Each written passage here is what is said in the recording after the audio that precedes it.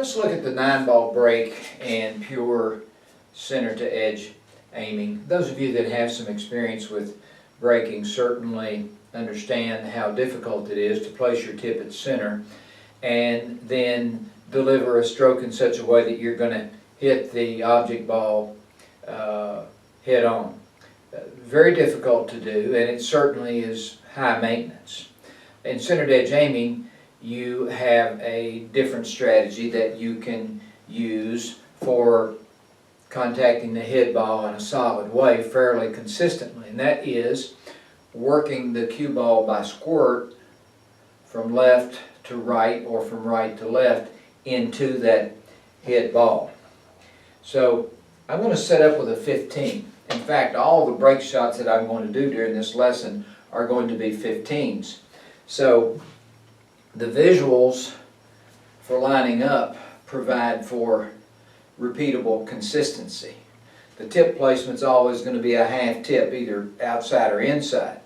So the alignment becomes something that's very easy to do over and over and over, which allows you to spend time dialing in by use of cue angle or your speed and your spin. So I'm going to set up on a 15 here with an outside tip position, half tip, and what that'll do is set me up into a 4-rail alignment as far as the head ball is concerned. Well, that's going to put me in a little bit of a cut position. Well, I'm not going to hit the cue ball the object ball in a cut fashion. I'm going to leave the tip out on the left and use squirt to work the cue ball into the object ball for a solid hit. So there's my 15, half tip from the outside. Now I'm going to close the gap about a 1/4 tip. Then I'm just going to use squirt for the rest of the way. Left to right squirt to a solid hit.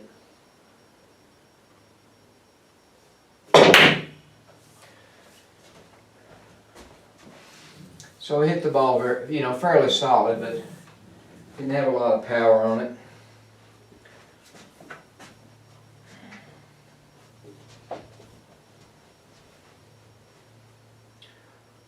Once again, same thing.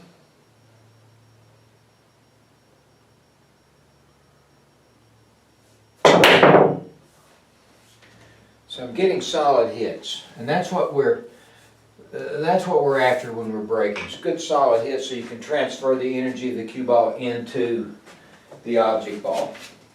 Now you might ask or wonder, what would an inside pivot do in relation to this head ball? That would result in an alignment that's a cut to this pocket. Well, that could be okay with a cut break, for example. In fact, it could be real good for a cut break. So I'm going to set up on a 15, which gives me a cut to the corner with the head ball. So there's my 15. This time it's an inside alignment, but I'm going to go all the way to center and just a little bit further. Now, so this is a cut break. And my target was this rail right here, center diamond.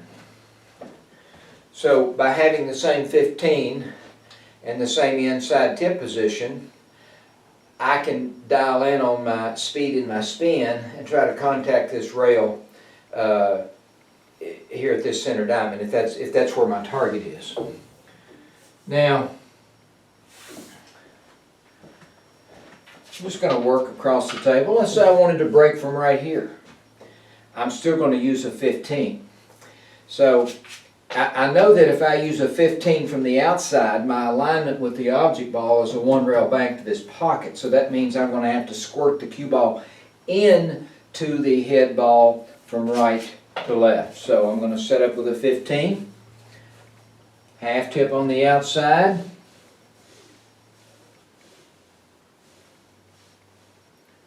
There's my half tip on the outside. Now if I were to turn to center, I've got a bank shot with that head ball. but I'm going to leave my tip slightly out to the right.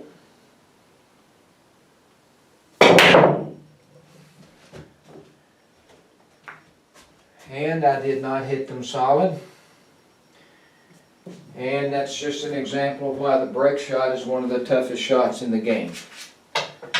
Very difficult to contact that ball dead on with a hard stroke. Okay, once again.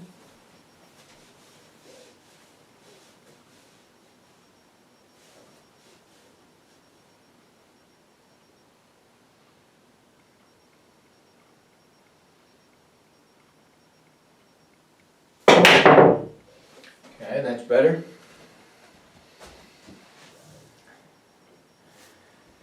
Now, so far I've only had one alignment that took me to center ball and then a little bit past center ball, because I was trying to geometrically connect with this corner pocket with my alignment. Well, we can also have a center ball alignment with CTE if you set up for a dead bank to this corner pocket.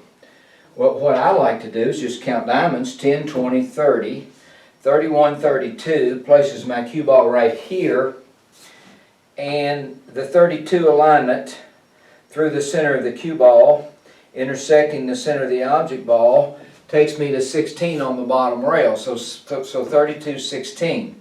So if I use a 15 and an outside here, now when I pivot to center, I'm lined up tick for tick for the head ball type bank to this corner.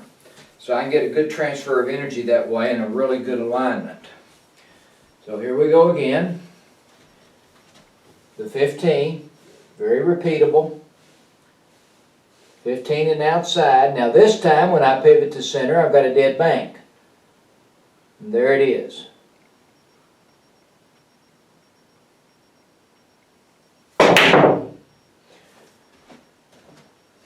So nice transfer of energy there.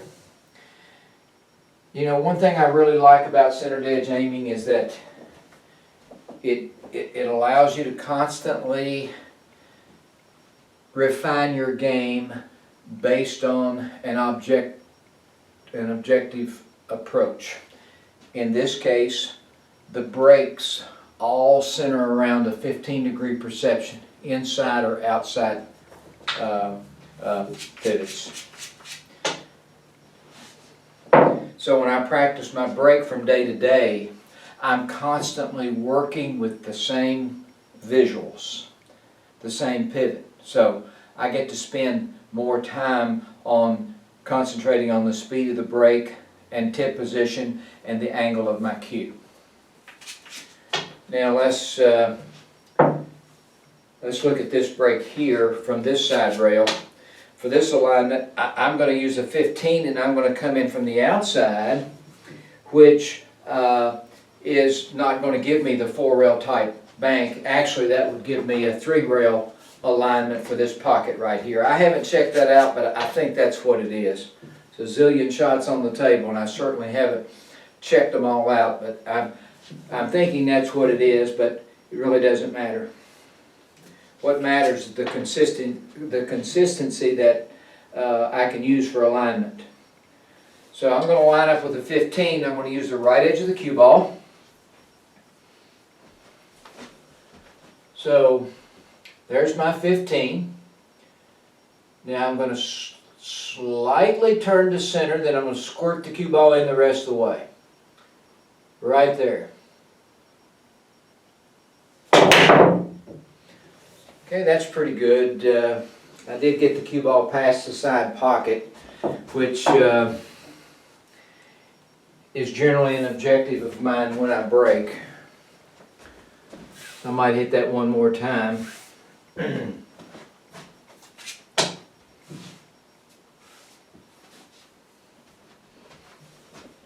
So there's my perfect 15, half tip on the outside. I'm going to work it into about a quarter. There we are.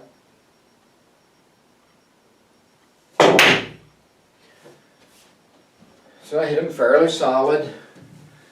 It's not a very hard break, but that's really not my objective here. I'm not a hard breaker anyway. Then this is another break that could be used. If you want to break off the bed of the rail here, what Shannon Dalton shared with Landon one time was to lock your hand under the rail here, which allows for a very level type stroke, so you get a good flat interaction between the cue ball and the head ball. So I'm going to use the same visuals here. Lock my hand under the rail. Now I'm going to set up. On a 15. There's my 15 right there. I'm just going to pivot part of the way in.